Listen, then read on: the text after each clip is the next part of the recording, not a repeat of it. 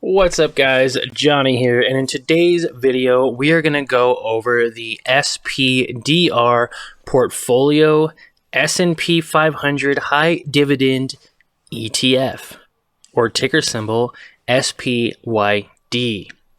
Now guys, I'm going to show you why this company is such a great opportunity for you to get into now, and the dividend yield, as well as why I think this would be a great investment long term. Smash the like button and subscribe so you don't miss my upcoming videos. Now, this dividend yield for the SPYD is 3.75% with an extremely low ratio of 0.07. Now, their PE ratio is a 12.85, which is nice. That's a nice little cushion. I like PE ratios that are positive. I do not invest in companies that have a negative PE ratio, because if they aren't earning money, then how do I earn money? This company was established in October of 2015. Now, their fund assets are $6.8 billion. That is a lot of people invested into the S&P 500 High Dividend ETF.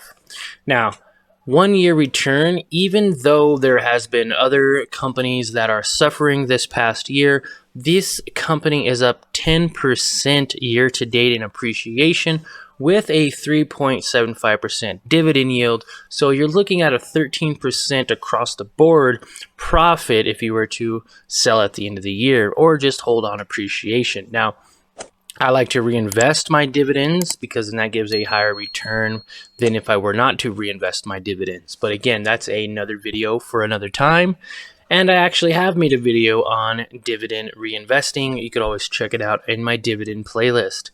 Now, the 5-year return is 9%, which is pretty good, and the 10-year return won't be available obviously until 2025. So this is interesting because it's sponsored by State Street Global Advisors. Now, the SPDR Portfolio S&P 500 High Dividend ETF, or ticker symbol SPYD, is a dividend fund that attempts to correspond to the performance of the S&P 500 Dividend Index, net of fees.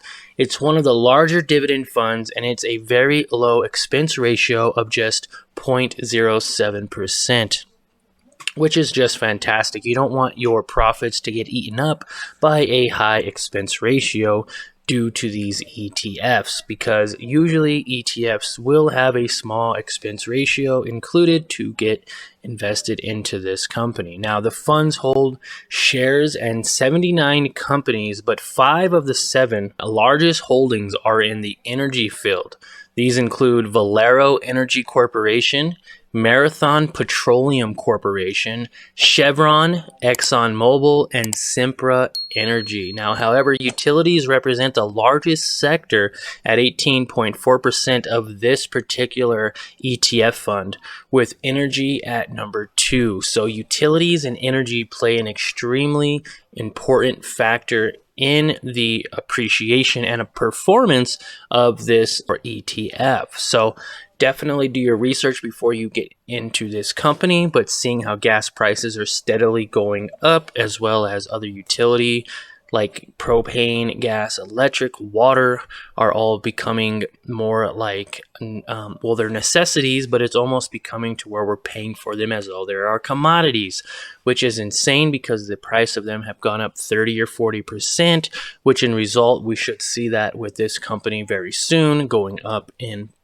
valuation. So if you liked this video, real short review, or if you want me to go into more depth, then leave a comment below saying that you liked it. If there's another stock that you want me to do a video on or research for you so you don't have to, drop a comment below. Thanks for watching, guys. Like and subscribe to my channel, and we will see you in the next video.